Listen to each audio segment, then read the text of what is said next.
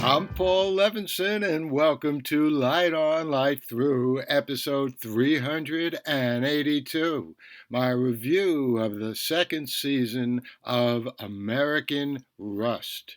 Well, my wife and I really enjoyed the first season of American Rust on Showtime nearly 3 years ago, and we very much enjoyed the second season on Amazon that we binged over a few days earlier this month.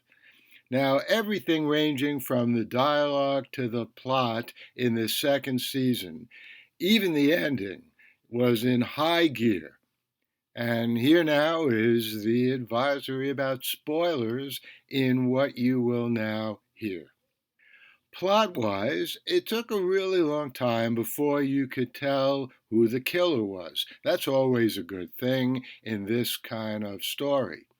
And once we found out and he was disposed of, our heroes were challenged by another killer, which led to the high octane, ambiguous ending. Now, by high octane, I mean Grace and Dell and Billy and the family sitting around the dinner table for several harrowing minutes as Fisher gets them in his sniper sights.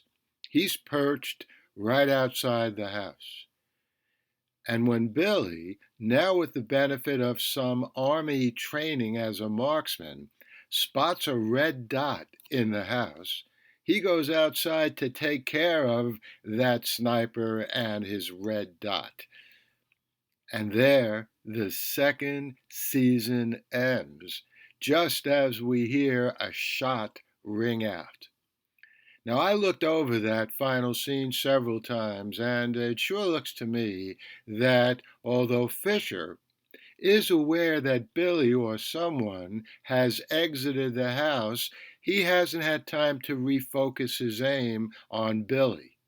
So, if there is a third season, and I surely hope there is one, I predict we'll find out that Billy shot and killed Fisher before Fisher got off a shot.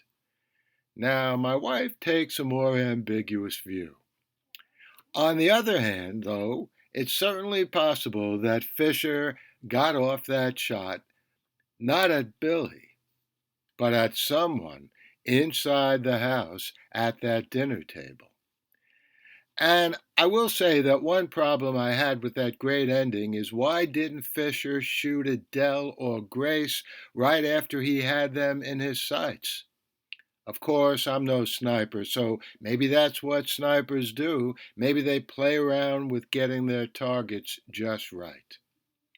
Meanwhile, another acutely cliff-hanging note near the ending comes when Steve's assistant cop, Hannah, comes to in the hospital.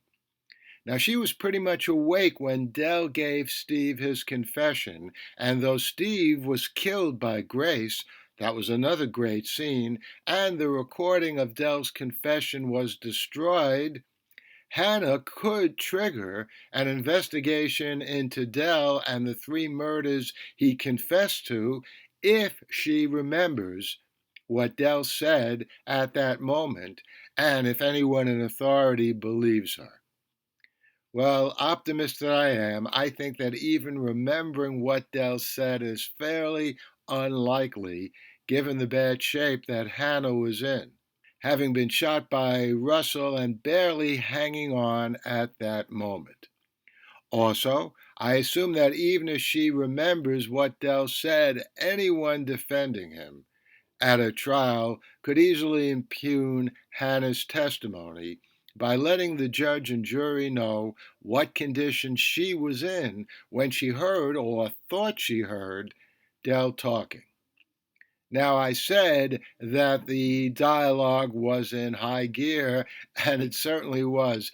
I think my favorite line, well, that was when Vic walks into the bar with his broken finger in a bandage, and the bartender asks him that perfect, sarcastic question about the wrong S. I won't say it anymore. That's not only, though, a great line, but she delivered it, the bartender, with just the right tone of voice.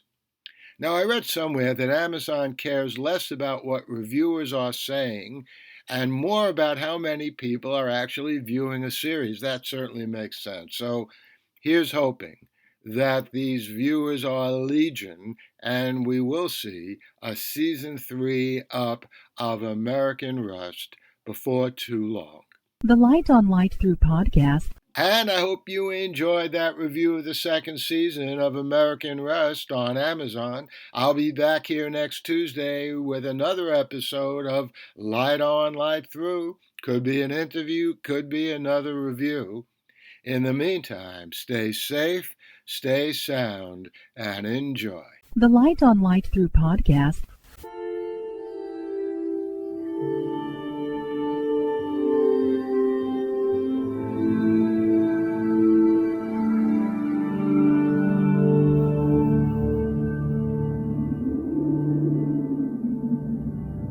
Athens, 2042 AD. She ripped the paper in half, then ripped the halves, then ripped what was left again into bits and pieces of history that could have been. Sierra Waters had read once that, years ago, it was thought that men made love for the thrill, while women made love for the sense of connection it gave them.